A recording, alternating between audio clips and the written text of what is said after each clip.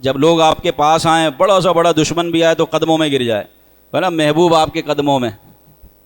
اگر تم چاہتے ہو کہ لوگوں میں تمہاری عزت بڑھے، تمہاری عزت میں اضافہ ہو، ہیں، لوگ تسخیر قلوب کا وظیفہ کرتے ہیں۔ تسخیر قلوب سمجھتے ہیں؟ یہ ایک عمل ہوتا ہے، لوگوں کے دلوں کو اپنی طرف مائل کرنا، روبدار بن جانا، یعنی لوگ جب آئیں تو حضرت کے سامنے جھک جائیں۔ پتہ نہیں یار کون سا وظیفہ کر رہا ہے بھائی، اس کے سامنے تو میری بولتی بند ہو جاتی ہے۔ اس کو کہتے ہیں تسخیر قلوب۔ یہ اس کے وظائف کوئی عملیات جو کرتے ہیں، ہر بندے کو نہ کرنا چاہیے اور نہ میں اس کا مشورہ دوں گا، کبھی الٹا بھی ہو جاتا ہے۔ تو بہرحال اس طرح کے لوگ کرتے ہیں تسخیر قلوب، کہ لوگوں کو اپنی طرف مائل کرنا۔ جب لوگ آپ کے پاس آئیں، بڑا سا بڑا دشمن بھی آئے تو قدموں میں گر جائے، ہے نا، محبوب آپ کے قدموں میں۔ یہ لکھا ہوتا ہے نا دیواروں میں، محبوب آپ کے، یہ کیا ہے؟ تسخیر قلوب۔ تو تسخیر قلوب کا نسخہ سرکار علیہ السلام ارشاد فرما رہے ہیں۔ کیا فرما رہے ہیں؟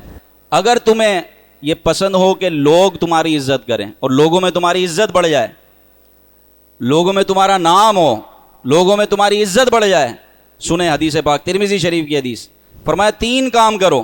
یہ صحابہ کرام سے پوچھا سرکار نے، کیا تمہیں یہ پسند ہے کہ لوگوں میں تمہاری عزت ہو؟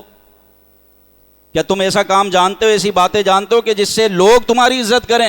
عرض کی آقا آپ بتا دیں۔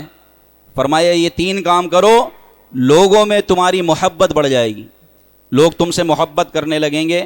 فرمایا جب بھی کوئی آئے تو اس کو جگہ دے دو، جب کوئی آئے تو تھوڑا سرک جاؤ، اس کو جگہ دو، اور جب کوئی ملے تو سلام میں پہل کرو، اور اپنے بھائی کو ایسے نام سے پکارو جسے وہ پسند کرتا ہو، اس کا نام نہ بگاڑو۔ فرمایا 3 چیزیں کر لو، تمہاری لوگوں کے دلوں میں محبت بڑھ جائے گی۔ بتائیں کتنا پیارا عمل ہے کہ جب کوئی آئے آپ کے پاس، آپ بیٹھے میں تو سرک کر جگہ دیں۔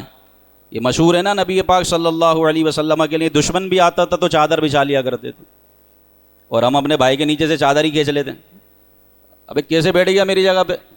ارے بیٹھنے دو بھائی، آپ کی عزت بڑھے گی، آپ کی عزت میں اضافہ ہوگا۔